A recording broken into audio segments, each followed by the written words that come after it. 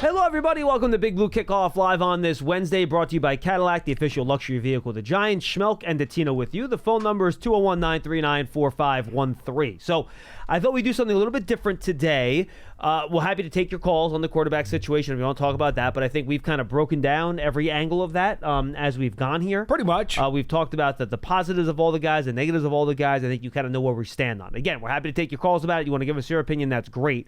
But I thought for the open of the show today, we'd refocus a little bit on the draft and the non-quarterback portion of the draft. So let's say in this scenario, and this is what we're going to play out today, the first two picks in this draft are Cam Ward and Shedeur Sanders. Go to the Titans and the Browns. And the Giants are sitting there at 3. What do you do? We're not talking trades today. We're having the Abdul Carter versus Travis Hunter debate. And then depending on what you do there, then how do you pivot and then what do you do in round 2 of the draft? And it's hard to really predict past that, but we can talk about round 3 picks if we want to in terms of positions, what you would target. So, Paul, would you like to go first here in terms of what you would like to do, or would you like me to lead things off? We can flip a coin if you like. That's okay. I will let you choose. And then we also have NFL rule change proposals, by the way, that we will get into a bit too before we get to your calls. Yeah. All right. I'll go first here. I've made it pretty clear that in recent times I'd be happy with either guy, and I don't think the Giants can go wrong. But I would still think that I'm going to go with my original premise from about a month or so ago or 6 weeks ago. I would still go Travis Hunter. As much as I believe that Carter as a pass rusher may have a little bit more splash impact, and I think that's fair. Edge rushers can have more splash impact than even corners. Consider a corner could have 5 or 6 interceptions in a season. Well, an edge rusher could have 15 sacks. He could also force 5 fumbles. You disrupt more possessions. I think so. I believe that's the case. So I get that.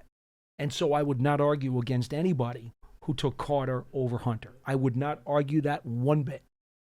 The reason I'm going to go Hunter is because I was convinced at the Combine that his wide receiver and his cornerback skills are definitely high-level pro-style abilities.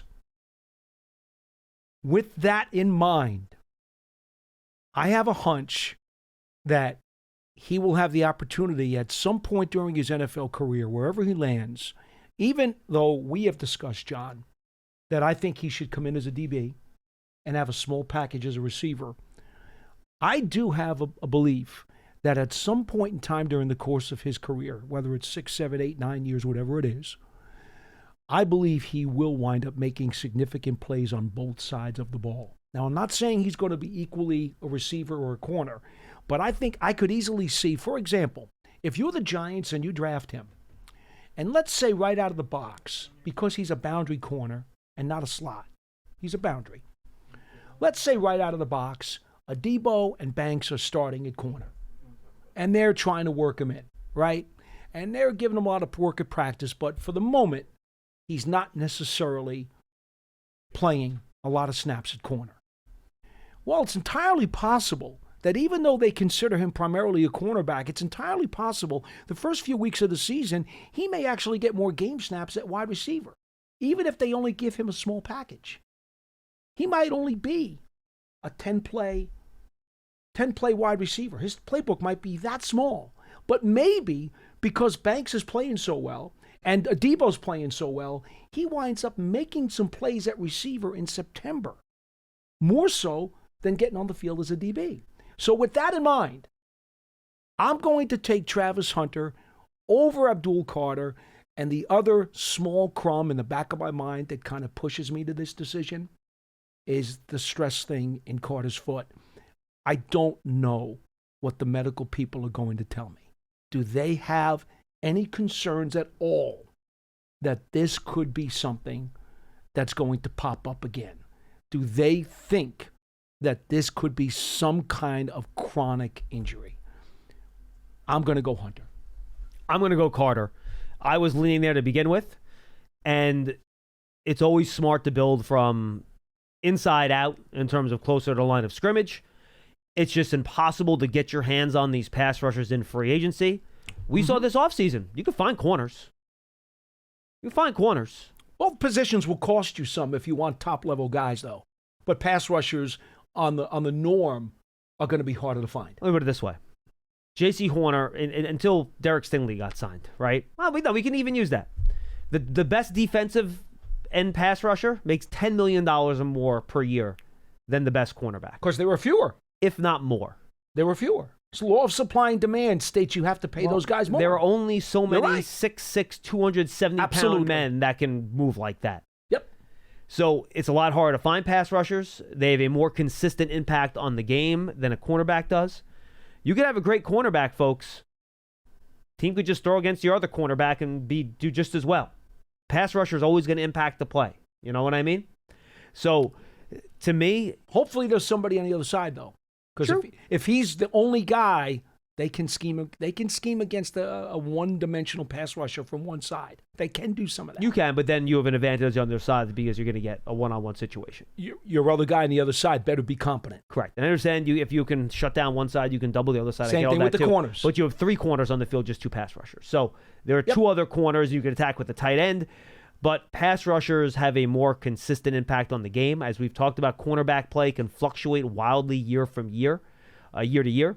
And I just think you get more consistent, impactful play from those pass rushers than you can from corners. So what made me think twice about it was, to your point, Travis Hunter's ability to impact on both sides.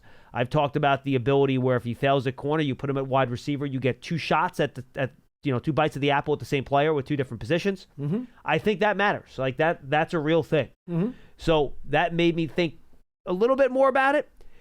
And even how the Giants are structured. They already spent the premium pick on a wide receiver and Neighbors. They just spent money on a Debo. They used a first-round pick on Banks. The jury's still out. I get that. Drew Phillips was a second-round pick. So they've invested in those spots. And yes, I understand Kayvon Thibodeau was a top 10 pick. Brian Burns was a big trade and a $30 million a year contract or whatever it ended up being, 100%. Kayvon Thibodeau's contract is up in a year, depending if they pick up the 5th-year option. Mm-hmm. So, to me, I have to go with the pass rusher there. If I hit the cough button, nobody hears me sneeze. But they could see you. Not if they're listening on podcast. Okay. The whole point of the sneeze button is so people don't hear you sneeze. By yelling salud, everyone then knows that I sneeze. You can kind of hear it through Paul's mic, too. Oh, can you? Okay. You got to hit both cough. That is true. It is kind of a loud sneeze. Fair enough. Well, it was a loud sneeze. Bless you. But if I hit both buttons, I can't cover my mouth. That's true, too. That's the problem. So maybe I need to anticipate that so I can hit the button. I think that's asking a lot of you. It is. I think it's asking a lot. But I could try. You could try. Anyway, so I think you have to go pass rusher there if your choice is Abdul Carter or Travis Hunter. As good as Hunter is, I think Carter, in my opinion, would be graded higher as a pass rusher than Hunter would be individually at either receiver or corner. And the dual position thing factors for me. But I think just position value, you look at the contracts, pass rushers make more than corners and receivers. Not by a ton, especially when it comes to receivers. But for me, I think I have to go pass rusher there. I'm curious where fans will land on that. Because, look, I don't think there's an obvious gaping hole where, all right, well, do you bench Kayvon Thibodeau? Do you bench Deonte Banks? I don't think you feel good about either one of those spots. No, you don't want to do that. So I think that's why it's not an easy thing in terms of need, which guy you choose, right? I just think it's where you think you get the most out of it position-wise moving forward. Do you like the two-way guy that can maybe give you a little bit of both? Or do you like the pass rusher that's going to shore up that position of the field for you? I assume you wouldn't object if it went the other way either, though. These guys are both such high-quality Would prospects. I lose my mind? No, I would not. Yeah. Now, I'll give you a different question. I think it's a fair debate. A question that I don't like to answer because I don't think we have enough information to assume that we were in a position to answer it. But I will say this. Last year, when we talked at the Combine, and you said to me, Giants are going to take Neighbors. And I said, I agree with you. I think he's a better fit for Dable's system, but I would take a Dunze because I like the skyscraper. I think the Giants have a better chance of taking Abdul Carter than they do Travis Hunter. I think in that regard, which is a different question. I agree with that. It's not who I would take. What would the Giants take? I don't like to predict what the team will do. We've had that conversation 1,000 times. But I'm going to agree with you for the second year in a row that if you ask me that question, I think the Giants are more apt to take Abdul Carter. I'm more apt to take Travis Hunter, but I would not complain. Assuming the medicals are good, I agree. Correct. If the medicals come out fine, he runs it his pro day, does all that other stuff, and it's fine. I agree with you. I believe that they would be, just based on how Joe Shane thinks about the game. Absolutely. I think they would pick the pass rusher. Now, let's throw this question out there. What if the medical staff says, guys, I got to give you a yellow flag on that foot thing? Well, then you pick Travis Hunter. Now you have to pick Hunter, right? You have to. Yeah. Okay.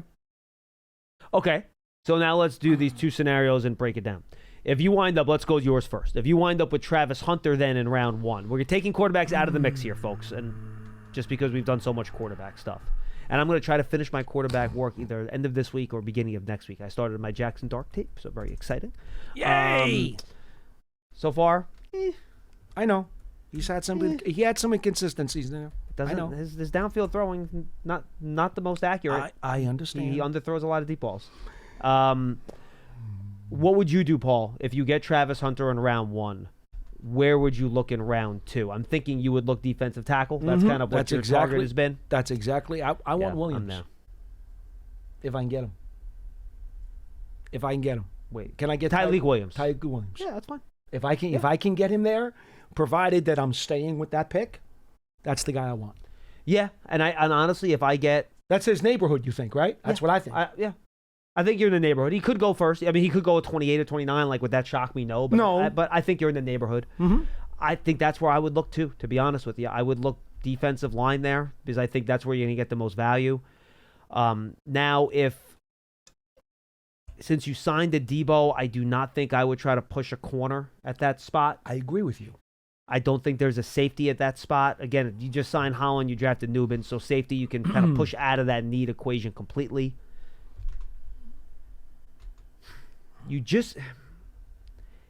If Golden or Igbuka are there, I would consider it. Interesting. Just because I think they're very good players. Okay. I would not pick Luther Burden there. No. He's not as highly rated as those two guys for me. But I don't think either Golden or Igbuka are going to be there. I think those guys could be top 25 picks. There's no linebacker I would pick there unless Jihad Campbell is there, and I do not believe Jihad Campbell is still going to be on the board at 34. I would look at guards. I think if Tyreek Williams' teammate is there, Donovan Jackson, I think that's a spot I would look at. That would interest me. He has some tackle flex, too. Well, I was just going to say to you, so if you take him there, you're projecting him immediately as a starting guard? That's a plug-and-play guard in your mind right away? Yes. I would say yes. See, I suspect... He might not make it to 34, though. He might not, especially if some team thinks that they want to try him at tackle If they first. like his left tackle tape at the end of the year. Then he's not getting there. No, probably not. That's kind of iffy. So I would consider him in that spot. But I would look if there's a guard that you think can be a big upgrade there and be a dominant guard for you and you can get him at 34. That would probably be the other spot I would consider. And then would I consider a tight end there? I think that's a little rich for me. I think I'd wait to the top of round 3 to think tight end. And I would not pick running back that high either. It's a little too rich for me. So I would think defensive tackle or guard. Those would be the two main spots that I would have my eye on in the second round. Frankly, regardless, and if it's Hunter, I'd put an edge player in that mix too, because I think it's a deep edge class. Like if Donovan, Ezraku was there, I would consider him. Prince Uman Milan, he's another guy that I would consider there. If Mike Green somehow gets down that far, I don't think he will. But Green's interesting. Shamar Stewart. Green's a good player. He's interesting to me. He really is. I've watched some of his stuff, and he's got juice. He's very active. And he's physical against the run, too. Like, he plays the run. Yeah. He's not big, but he plays the run. I'm curious against consistently bigger and stronger competition how well he will hold up over time. I'm curious. I buy that. Did you guys mention, it might be early on that pick, but Jaden Higgins? What'd you think about it? I really like him a lot. He knows that. I'm a big too. Higgins guy. And he's not going to be there in round 3. No, he's not, but Projected around like the 40th pick right now, I think that would be a little early for me. I can't take a wide receiver in round 2. Okay. I just can't. If you didn't pay Slayton Pearson, That's a different story. I think then we're having a different conversation. Big time different story. But you just gave Slayton a nice commitment. Yeah, correct. I agree with that. I wouldn't rule out a wide receiver, but I think at 30, again, if one of those top guys are there that I have again, it's the type of draft it is. Guys with borderline first round grades are not going to be there at pick 34 just because of the nature of the draft class. There's not enough first round players. But I would, just because of the quality of the player, I'd think about it. But I think that's kind of how I think about it. All right. You want to go through the rules real quick? There aren't a ton of them. Have you seen them? I did not see it this morning. Oh, okay. So to be honest, you're going to catch me cold. Oh, this is fun. I like this. Okay. So you have the make the tush push illegal rule. You know how I feel about that. We talked about it at the Combine. Are you in on that? I told you I think it should be outlawed. Why? And for safety reasons. Oh, but there's no indication that there's any additional injury risk on the play. Here's the problem. I see it as 2 problems. Number 1. If the Giants were really good at it, would you want to outlaw it? Yes, because I just don't think it's a safe play. But there's no evidence that it's an unsafe play. Well, we know the Giants had 2 guys hurt on it when they tried it. I know, but one, there was no contact when Bellinger hurt himself. I understand, but So that's not the play. What scared me was in the Super Bowl when the defense was launching that's the big problem. All right, that's a different argument. That's no, but that's a safety argument. No, and that, okay, I'll buy that one. Now, what I said, I think it was, who was our guy from NFL Network who came on with us? The host. Red Lewis. Red Lewis, yeah. And I said to him, if you remember, at the Combine, if you want to see any of our Combine stuff, there's great stuff still up on the archive. I said to Red Lewis that, to me, the tush push, I'm not convinced that it's a safe play anyway, but we'll push that aside. The result of the tush push is now we've seen some teams launch a defensive player as a missile, as a way to defend it, because nobody else seems to be able to know how you can do something along the line of scrimmage when all that beef is colliding. Now, keep in mind, it's just the Eagles. Like, the Chiefs stopped the Bills' tush push conventionally in the playoffs just fine.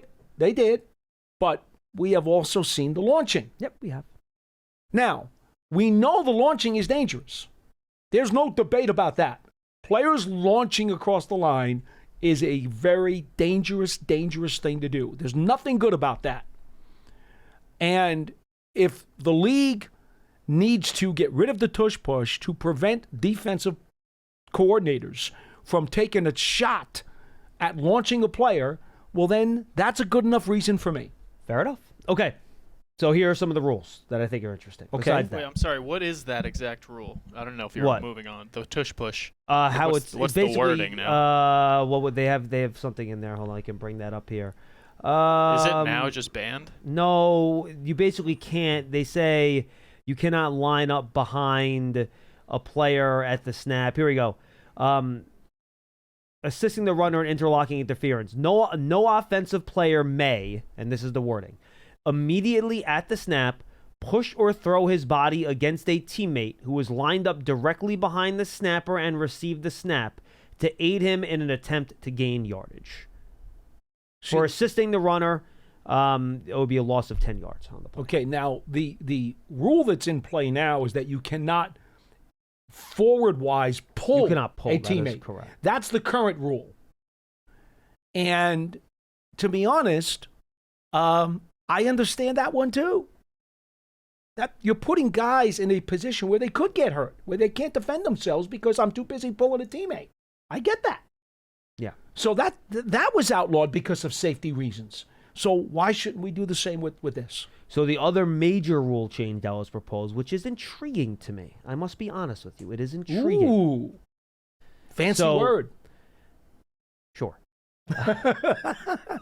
So it's not necessarily a rule change. It's an enforcement change on a current penalty. Okay. So for defensive holding and illegal contact, yeah. it remains a 5-yard penalty, but no automatic first down. Wow. Pass interference would maintain the automatic first down. But illegal contact and defensive holding would not. I imagine the argument here is that on a third and 20 and there's an illegal contact, why are you getting an automatic first down? My argument would be is that on that 3rd and 20 penalty, now the defense has the green light to be ultra physical with wide receivers as they go out into the route. This proposal is one of the very few times in recent memory where it would actually be to the defense's advantage. Let me see. Do they have who? Usually all the rules that have been put in have helped the offense. Yep. This goes the other way. So would it surprise you folks to know that I'd be in favor of this one? Anything that can help the defense, I'm all for, because these defensive players have been getting jobbed over for years. So this was submitted by Detroit. Wow. Reason, competitive equity. Current penalty enforcement is too punitive for the defense. That was the argument. Well, we have made it a pass-heavy game, and we've done everything we can to restrict, hinder, and prevent defensive backs in particular from trying to do their jobs with every other rule that we've put in play over the last 15 years. I think I would be okay trying this. So I say yes. And by the way, the reason given for the tush-push rule was player safety and pace of play. So that was the reason for that proposal by Green Bay. Just FYI. So that goes back maybe to your launching thing. A team, who submitted this one? The Eagles submitted that basically the overtime playoff rules where both teams have to get a possession, regardless if the first one scores a touchdown, should also be in the regular season. So no touchdown, first possession, game over. Both teams have to get a possession. I'm okay with that. I'm okay with that too. And it would be a 15-minute period, not a 10-minute period. I like that too. I'm okay with that as well. Let's see. There's another one. This was also submitted by Detroit, I believe, where playoff seed is only by record. So if a wild card team has a better record than a division winner, they would be seeded higher than they would, which happened with the NFC North this year with the Vikings. I think they had a really good record, right? And they were... And the Rams had a home game, I believe. Yeah, whatever it was. So it's basically, actually happened a few times. Oh, no, it happens a bunch. Yeah. It happens a bunch. It has. So that was... And I think that's been submitted before. It has. I like valuing division victories. So do I. Because you play every team in your own division twice, you have already overemphasized those games within the schedule. Yeah, and I think then you're... So you have to give them weight. For teams in weak divisions, I think you help them a lot if they have a cupcake schedule because they're get in an easy division. Yeah. So I would actually keep it the way it is, but I do understand. You see, when one team was 11-6 and another team was 10-7, if the team with the worst record hosted a game, nobody ever said anything because it was just a one-game differential. But when you have a wide differential between the home team and the road team, and those records have a big disparity, that's when people complain about it and say, oh, that's not fair. And then that doesn't happen that often. Yeah, and then where it's that wide. And then there are minor things where you number of scouts allowed in the booth for playoff games, how you prepare K-balls. Oh boy. Okay. Like when during the negotiation period in free agency, when you're allowed to pay for travel for guys to come out to the facility, stuff like that. But those are the major ones, which I thought was interesting. Yeah, good stuff. I did not see that. That all came out this morning? Ian Rappaport tweeted about 45 minutes ago, something like that. Wonderful. And I think I just said to you, I'm thumbs up on that. Well, every one of them. I don't think I was declining any of them. Well, now they have to vote. Yeah. And do you know when that is? We'll see how that goes. I do not.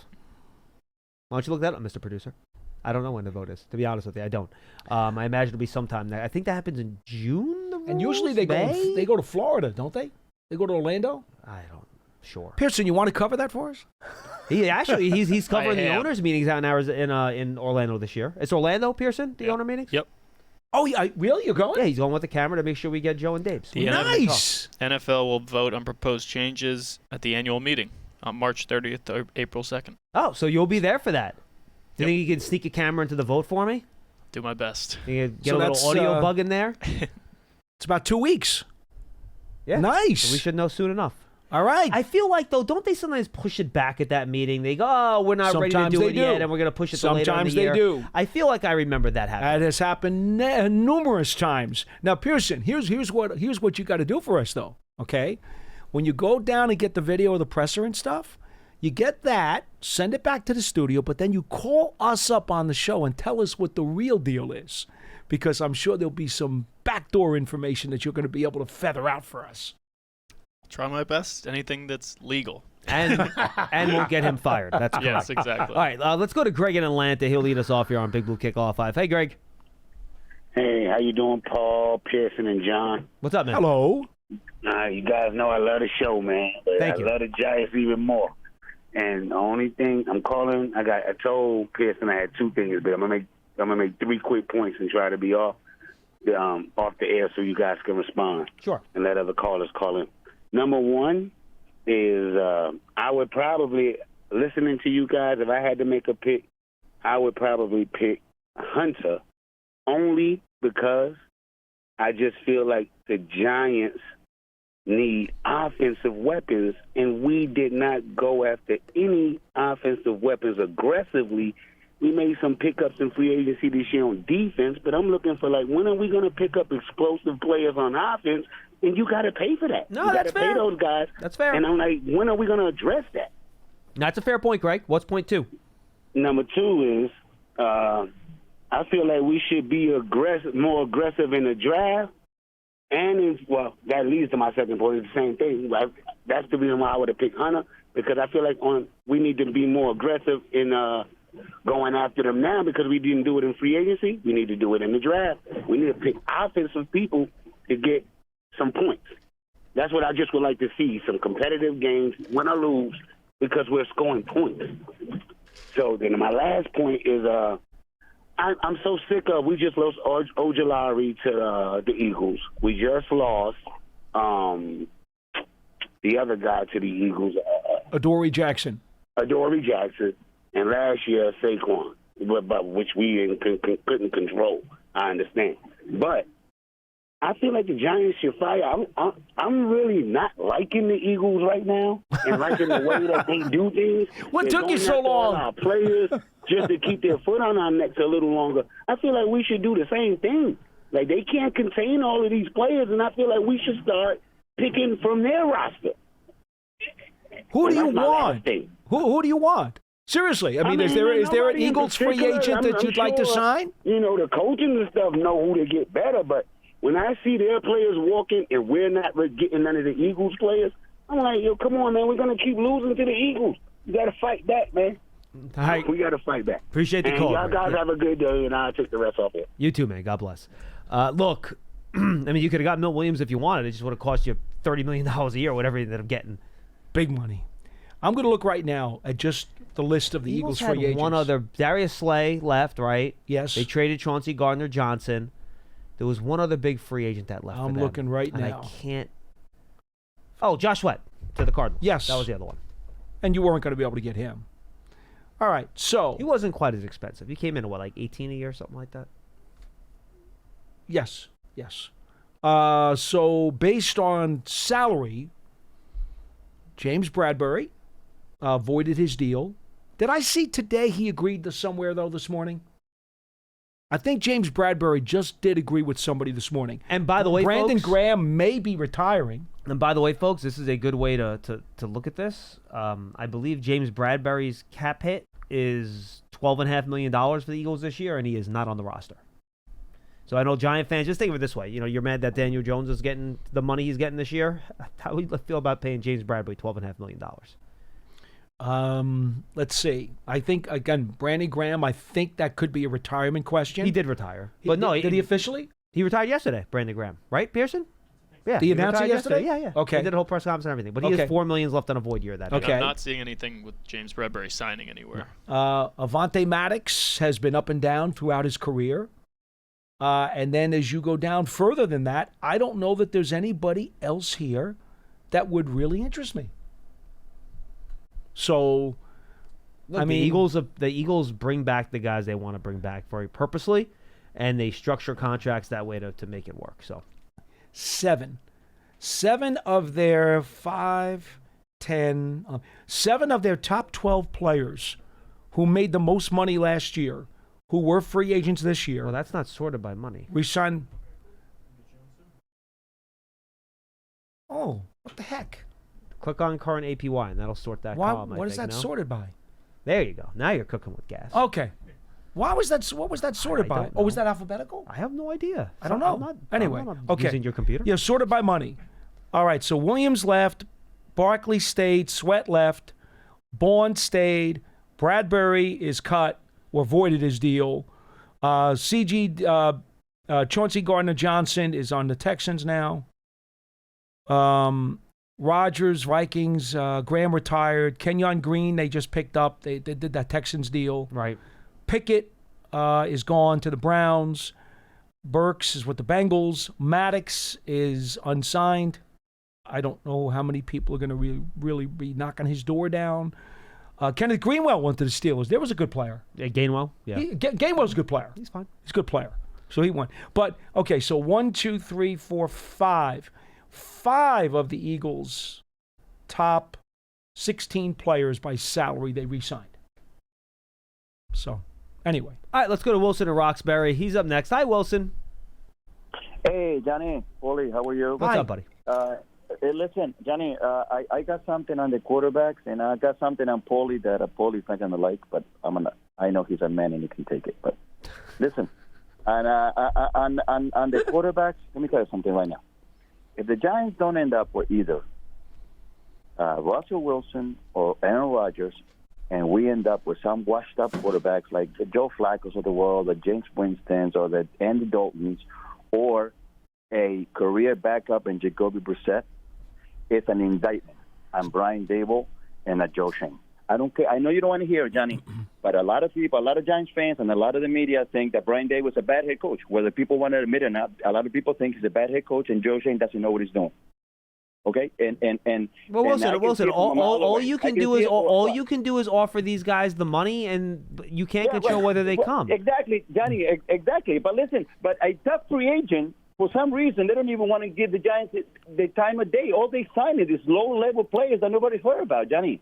Wilson, I mean, the proof is right there. I'm not making it up. Wilson, the Giants spent, I think, the third most money in the NFC this year in free agency.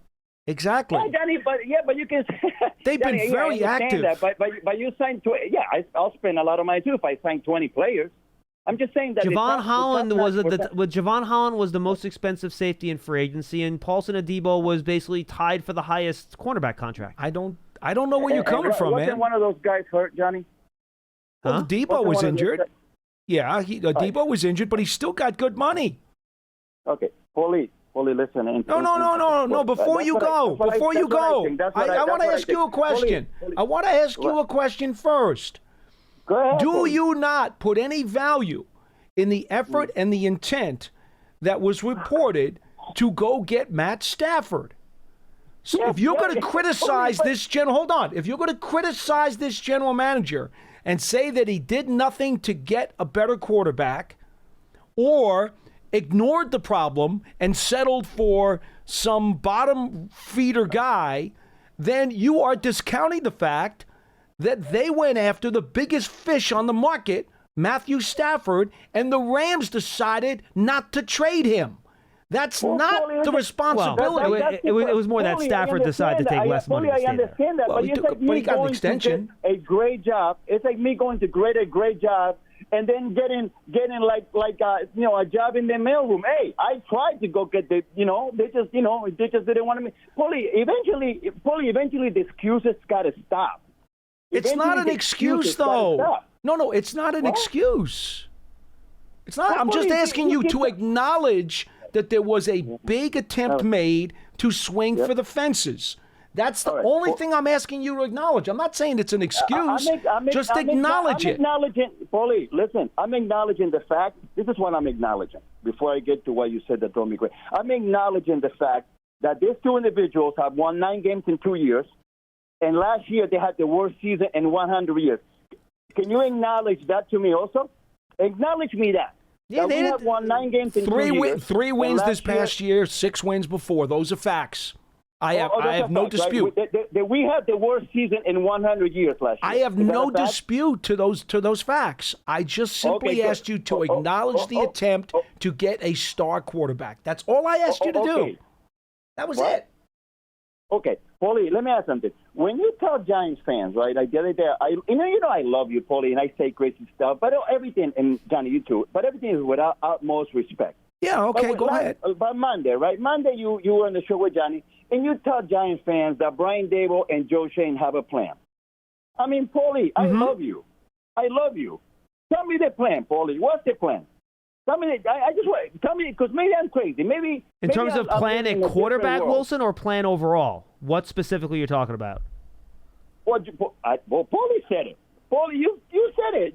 What context, Joe though? Shane have a plan. You said it. I didn't. The plan was clear, as stated by John Mara.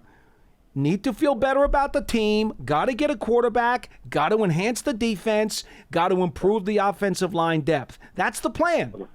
That's the plan. And by the way, hold on. You're asking for an answer. What have they done so far? They have bodies on the offensive line, although, as John has said very well, no huge apparent upgrade at the moment. But they have bodies there. They at least have some potential answers. They clearly upgraded the defense with 2 very high-priced defensive backs where we know they had trouble getting off the field and gave up a lot of big plays last year. So I think you could say they addressed that part of it. They attempted to get an all-star quarterback, so they attempted to get that one done. And it's still in progress. You show me. It's still in progress. I'm not just gonna say, "Hey, listen, everything is rosy," and there's rainbow. Wilson. Hold on 1 second. Wilson, time out. 1 second. If we're sitting here in a week and Rodgers isn't here and Wilson isn't here and they're signed somewhere else and the Titans aren't trading out of one, then go off. Bro, go off. Then go off. It's fine. Then you have every right to be upset. I get it. But don't get upset about something that hasn't happened yet. Right. But Johnny, when is it going to happen? It's March 19th. Wilson, that is something that's out of the Giants' control. They cannot force Aaron Rodgers to make a decision. They cannot force Russell Wilson to make a decision. All they can do is put their offer out there and put a reasonable limit on the amount of money they're offering, and then see what the guys do. Johnny, let me ask you one last thing, and I'll go. If we don't end up, let's just play with me for a minute. If we don't end up with Russell Wilson or Aaron Rodgers, right, and we end up with a Jacoby Brissett or something like that, tell Giants fans what do we have to look forward to? I think if you wind up with a Cam Ward, I think you're fine. But if you don't wind up with Cam Ward either, then we can have the conversation.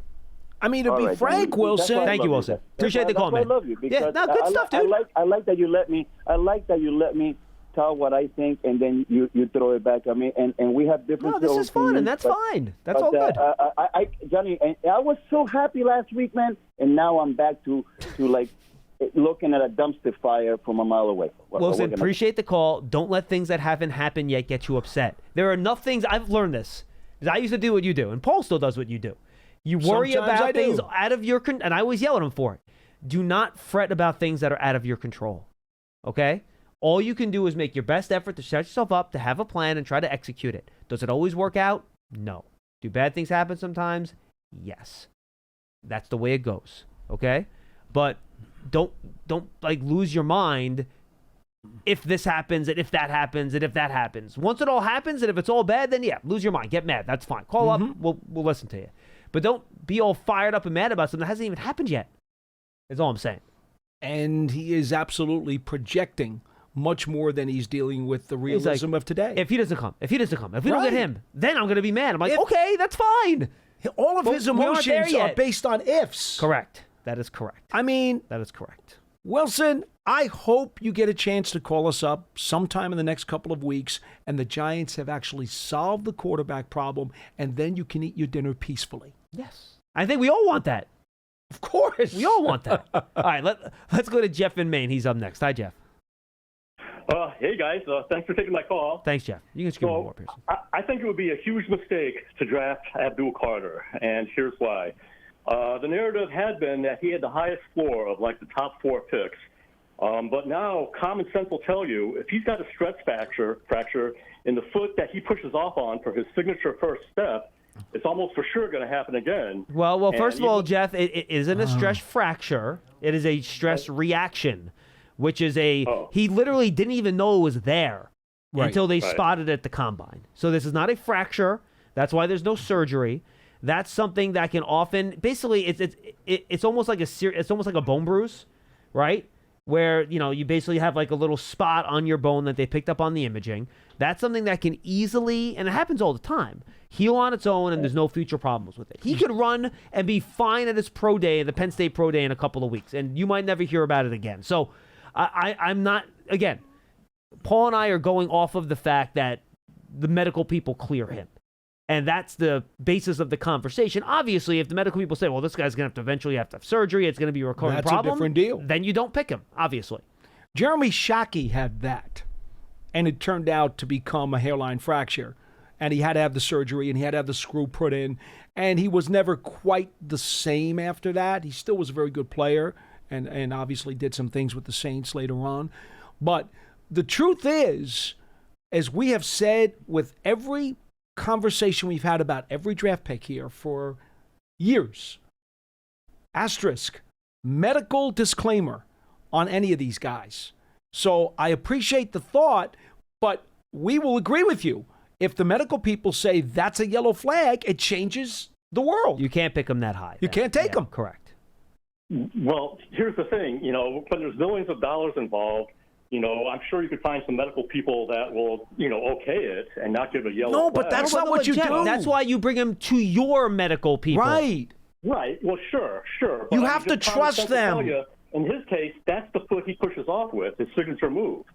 And so... Well, Jeff, he lines up on both sides of the line of scrimmage. Right. Okay, all right. I guess it's just, to me, that increases his chance of injury more than 0%.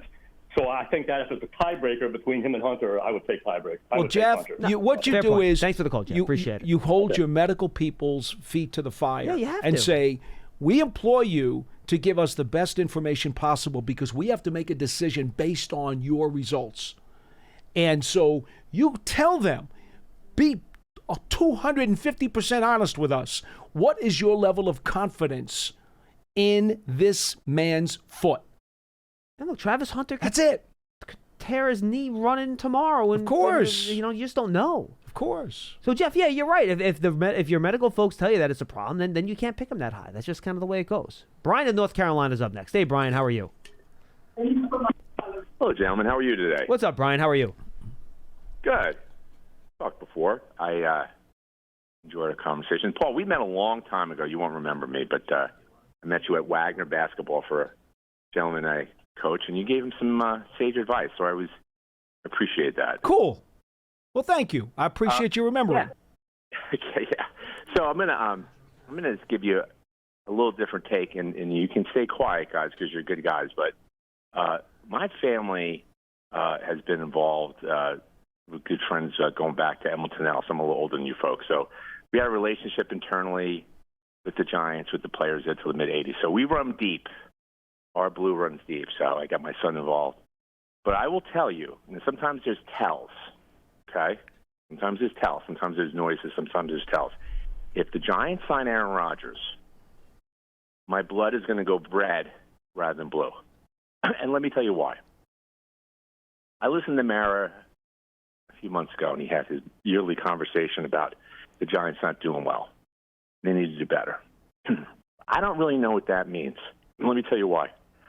If you look at his numbers from last year, the Giants made $650 million, correct?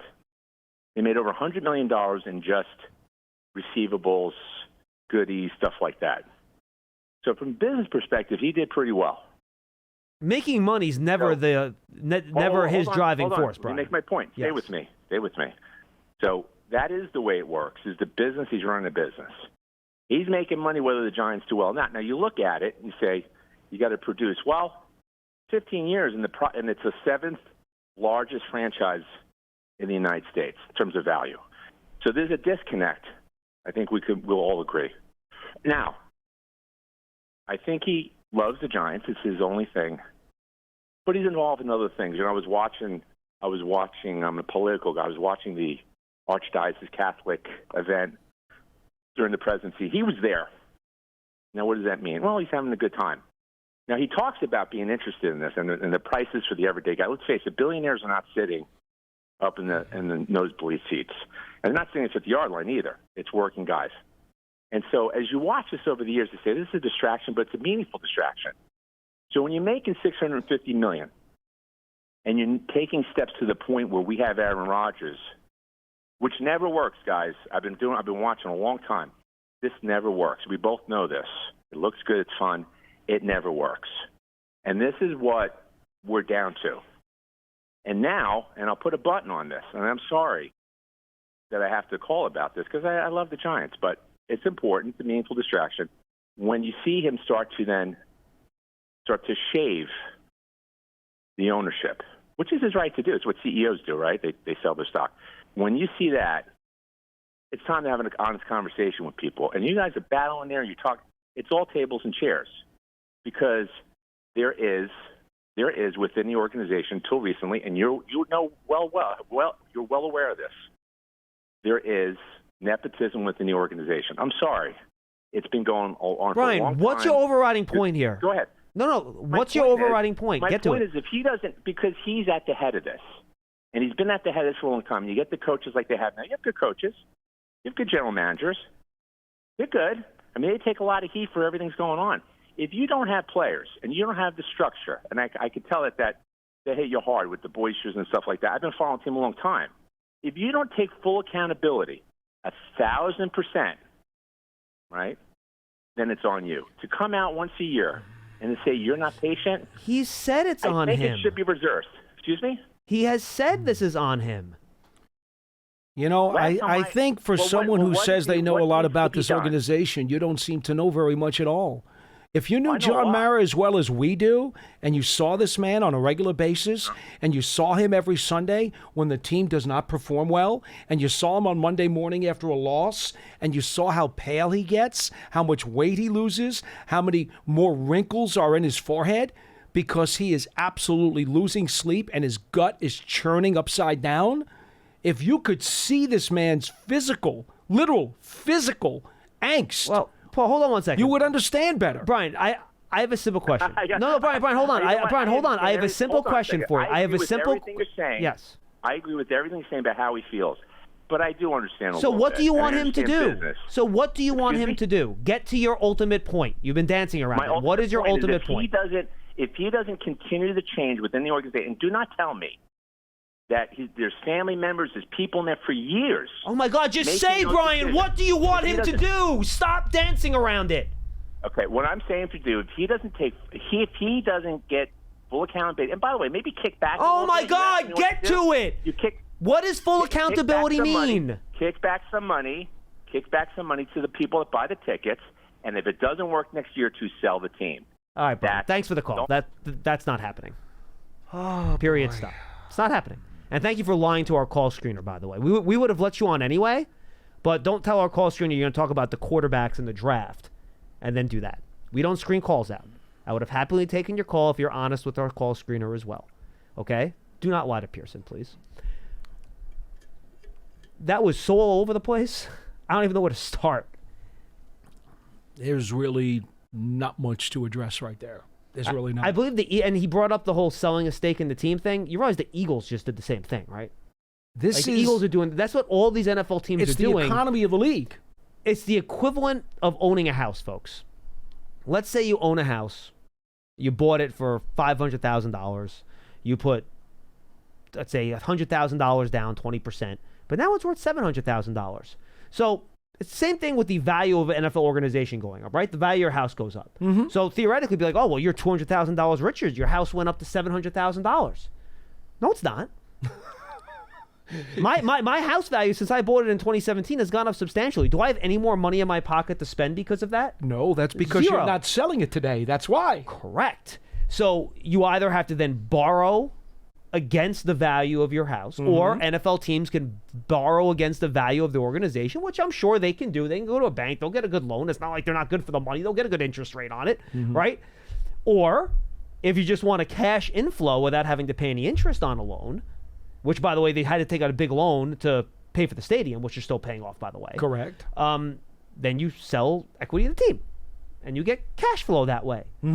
To spend money on improving the stadium or improving the practice facility, whatever else you want to spend money on. And by the way, maybe by the way you want to be more aggressive in the way you structure contracts and you cash spend more in free agency because you have an inflow of capital. However you want to do it, that's why you sell equity to the team. It's not because you're losing interest in the organization. Correct. One has zero to do with the other. And it's that simply a financial policy thing. has been approved by the National Football League to allow all of their individual teams to have another way of getting cash flow. Yes. This is a business decision by the league. Yes. This is not a Giants decision. This is a business decision by the NFL. Correct. Hey, teams, you can do this kind of thing because it won't alter the context of what we're doing as a league. Yes, it's just a cash flow the deal. people that have bought in, that buy into That's these it. teams. And by the way, and the new rule is specifically private equity. You could always Correct. have minority owners. This is private equity that you can then sell it into, right?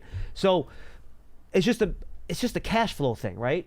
That's it. it. Are you getting cash out of the value of your franchise? That's what the play is, to put it in layman's terms, right? And that allows you more liquid to do some of the things you want to do today. On to another thing, okay? Number 2.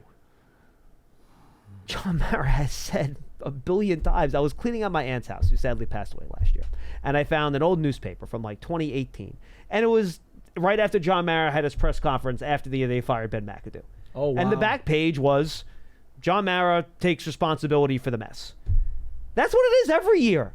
That's what he does when he talks to the media, right? Look, he's not there making individual decisions. We've talked about that too. He lets the GM make the decisions that they make, for better or worse. Now, you want to make the argument that he hasn't ultimately hired the right people to fix this thing over the past few years? You can make that argument. The results are what they are. But he makes his bigger decisions and he gets out of the way. Just look at Hard Knocks with Saquon Barkley last year. Right. If it was up to John Mara, Saquon Barkley would be here. Yeah. I think it was pretty obvious from what we saw in Hard Knocks, right?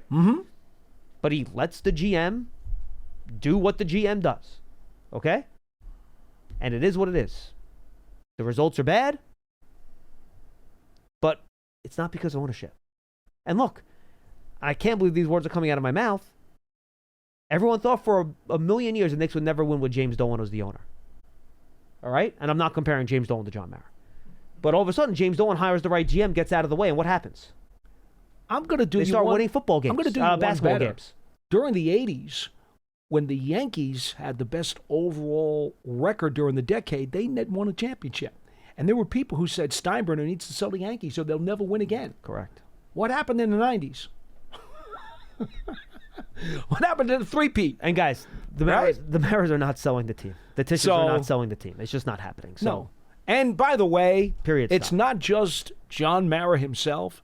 It's this entire family that feels the burden of every loss. And I don't know what that means about giving money back to. No, I have no idea. I don't even know what that means. There. So I'm not going to touch that. But but trust me, John's not just feeling the loss internally on his own, but he's got family who all rely on him as the headstone of this franchise. He feels that stress level too. And the idea, it beats on this man every time this team loses. And the idea, because he went to like a Catholic charity dinner, that he's into other things, so that like, what are you talking about, dude?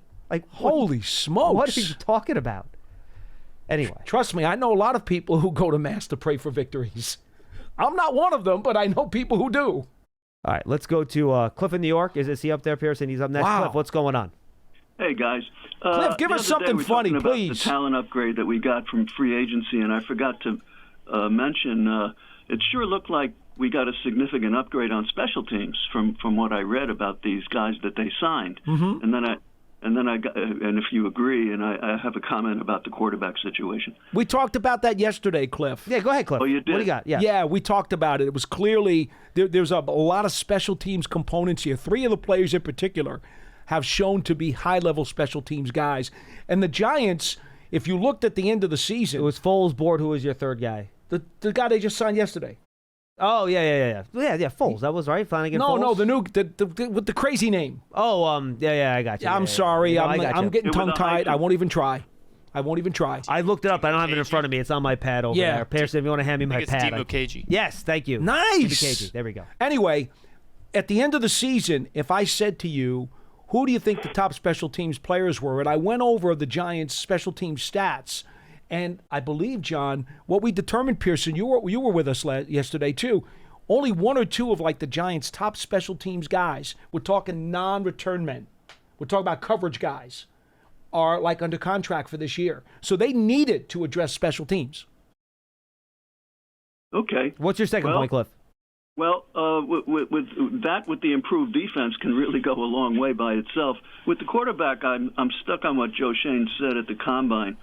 When he mentioned Cam Ward, first he was talking about how at the Combine it's not so much how the quarterbacks can wow people the way they throw the ball down the field with accuracy. When he's evaluating quarterbacks, he needs to know how they can process situations. And he said that Cam Ward can do that, but so can other quarterbacks in the draft. So I'm afraid that I'm going to have to be satisfied with an interim solution at quarterback, but with the kind of improvement that we seem to have made on specials and defense, I think we can still have a winning record no matter who they suit up there while they develop the prospect. Cliff, I will say this right now. Never say, and appreciate the call, it doesn't matter who you suit up at quarterback. You can win. Go 500. Yeah, that's quite a reach. That is kooky talk. That's Cliff, a I reach. love you, but that's just not correct. That's a reach. The quarterback matters a lot. Yeah. And I think the way they've, as to Paul's point, the way they've attacked that quarterback position, I think they know that too. You don't take a big swing unless it means something. It's not a mystery. Like, no. Quarterback position's got to be better. Like, Yep. period, stop. All right, let's wrap things up with Paul in Miami. Paul, how are you, buddy? I'm doing all right. Thanks, guys. How you doing? I'm doing great. How are you? Hi. Good. I had, first of all, I appreciate all the work you guys do this time of year with the draft, the agency. It's actually my favorite time to listen. Listen during the season anyway, but it gets tough sometimes. Paul, with the results the last couple of years, it has been a little bit rough. This can get pretty stressful, totally too. Get where you're coming from. Yeah, definitely. Between the results and some of the callers seem to be personally blaming you guys for dropping a pass or missing a block. So I don't know how you do it all year. But anyway, I have 3 quick things, and then I get your response. First of all, it's widely accepted that teams should be built through the draft and then modified and kind of tweaked through free agency. Correct. So what are the logistics for the timing of free agency in the draft? Why is it that they can't have free agency after the draft to fill in the holes that you couldn't have drafted? We have talked about this before, Paul. There were a few reasons. Sorry. No, Paul, it's fine. No, it's fine. And look, not everybody listens to every show, so I'm happy Sure. you called up and you asked the question again. It's fine. And stay on the line. You can hang out if you have a follow-up question. Very briefly, it's mostly logistical, where you don't want. First of all, the NFLPA is not going to want free agency to go after the draft, for one, because then their guys are going to get less money and there's going to be fewer jobs available. What happens after Bingo. the draft? So that's reason number one. Reason number 2, you can maybe move the draft up a couple weeks at best between the combine, the pro days, the senior bowl, and all that stuff. Maybe you can move it up 2 weeks, maybe, but even that's tight. And then you're pushing free agency past the report date, right? I think guys also want to sign with the team now. They get a month to figure out the living situation, buy a house in their new market, all that sort of stuff. So it's mostly a logistical thing, and just squeezing, like the NBA, for example. They have their draft like a week after the NBA Finals. It's like right up against it. You can never do that with the National Football League. And I think to a lesser degree, part of that equation also is that the financial calendar of the NFL overturns every March. Yeah. And so that's when they figure out all their economic numbers, and they figure out the salary cap and the percentage that the players have to get, et cetera, et cetera. And so when they reset those numbers, it makes the most sense at that point to start telling people, well, now you can start spending money to go get guys. No, that all makes sense. I didn't think of the NFLPA as being such a big factor as they are. That makes complete sense. The final two things, quick. And I know there's not a single correct answer for every team for this, but as far as the debate between one of the quarterbacks, which we desperately need, and some of what are thought to be the better actual prospects in Carter and Hunter. Is there a type of equation that teams use that you know of to decide? And Paul, you'll hate this analogy, but I used to play a lot of Madden when I was younger, before kids and mortgages and homeowners insurance took over. Trust me, Paul. I feel your pain, bro. I'm in the same boat. I think we've heard about one NFL team that asks his sons about Madden grades. Stop. We won't be going there. No need for that. If you have a guy who's ranked a 99, but he's a safety or a guard or something like that, where do you determine that the value of that position is only a 70, and team need as well, to determine how you make that draft pick? I mean, where does the factor come into where one is more important? So, Paul, I think how they work it, they will grade each player at their position. This is a quick answer. They grade each player at their position. They'll give them a numerical grade on whatever their draft grade chart is. Like, let's say you go 1 through 10, right? And you have a quarterback that's a 9.5, you have a safety that's like a 9.8. Well, those guys would still be kind of in the same tier, right? So if the guys are in the same neighborhood, then you value the position. Quarterbacks, you might even jump a full tier, right? Like if there's a mid-first round quarterback versus a top 10 safety, you're probably picking the quarterback first. So I think you lean the position, but maybe a top 10 edge rusher, maybe you would pick the edge rusher over the quarterback, right? So I think you take your grades, you have them stacked based on grades, but then after you get, and the grade system is universal from position to position, and then where you place them on the board gets adjusted by position value, need, and things of that nature. The stack is developed off of the actual player's grades first. That's the most important thing. Correct. Once you get that done, now you can start making little tweaks. Okay. All right. Great. Thank you, guys. And the last thing, unrelated, John, I've heard you on several occasions with some of the Knicks podcasts, whether it's Film School or Fan TV. Once the draft is finished and all the work you guys do with them, be right around when the playoffs are starting, is there any regularity to which you participate in those or is it just sort of when the opportunity arises? It's mostly when the opportunity arises, Paul. Thanks for the call. I used to do my own Nick podcast, which I just couldn't, with 2 kids and everything, I just couldn't do it anymore. Much to your previous point. I pop on with the guys every now and then. There is no set schedule, but usually when I come on, I'll tweet it out. So just stay tuned to the Twitter feed and I'll put it out there. We love to talk Knicks here periodically, just to get Pearson upset because his Celtics think they're going to go all the way. And they probably will. They're really good. We'll see. Paul was going to text me last night because they were losing to the Nets without Tatum. I was. Did they beat the Nets? Yes. Of course they did. Because the Celtics are really good. Of course they did. Well, it's okay to admit the Celtics are awesome. They're a really good team. You can hate them. They're really awesome. They're a very good team. But my despising them goes all the way back to Havlicek and Cowens and JoJo White and the rest of them. You must admit, I do not feel good about a Knicks-Celtics second-round series and what the results are going to be. I do not. If the Knicks can get that to 6 games, I think 6 or 7, I'd sign up for that right now. I understand. Because the regular season matchups have not been pretty. No, they've not been pretty at all. and there's going to be one more at the end of the year, and I think both teams will probably have their spots locked up at that point.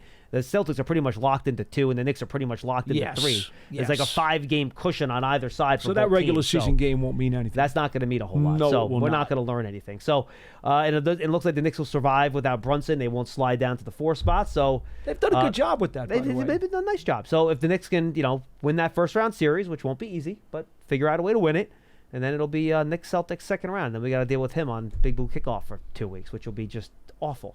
Well, we have to win our first round, too. That's true. But you guys are going to get, whoever the play-in team is. I don't think that's going to be a problem for you. The Pistons are feisty. The Pistons are feisty. Hold on. I'm not putting a whole lot of stock in the Pistons. I'm sorry. The West standings right now are so tight. They are tight, right? They are. They So are. right now, I don't want the playoff. Can NBA.com just give me the numerical standings and not the playoff picture? There we go. So you guys could get the Hawks are a pain. They are. The Hawks have some scoring ability. So you either get the Hawks or Orlando. Probably the Hawks or Orlando would be your first round. Knicks will get the Pistons. Kate Cunningham's really good. He could be a problem. But So if you get the Hawks, you can hate Trae Young as much as we do. Trae Young's very easy to hate. You'll enjoy That's that. It's very easy to hate.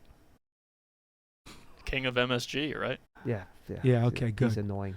Drew Holiday will eliminate him quite nicely, hopefully. Anyway, Hopefully. all right. We're done. Mean, I don't like Trae. I mean, look, it is what it is. I mean, Nobody likes Trae I would love Young. to see the Hawks beat the Celtics, but I would also, love to see the, whatever. I mean, No. the Giants No. trade for some quarterback I can't mention without getting into trouble. I That's where I was going. Then I'm like, nope, that's tampering. Can't say that. That's right. That's right. But All right, good stuff. anyway. All right, good stuff, Paul. Let's go. Tomorrow it is Paul and SciTech, and then on Friday, I believe it is Paul and SciTech again, if I'm not mistaken. No, I got college bowling Friday. Oh, it's me and SciTech on Friday. That's right. Right. I tried to get you in on Friday, so I I can know. take a 3-day weekend, but I can't now because I Paul gotta- has to work. I bowling. know. All right, I got to eat. I'm starving. All right, for Paul Dottino, I'm John Schmeelk. That's Big Blue Kickoff Live presented by Cadillac, official luxury vehicle of the Giants. Draft season's up, by the way. So is my interview with Brian Baldinger on the Giants Huddle podcast. Check both those out. We'll see you tomorrow.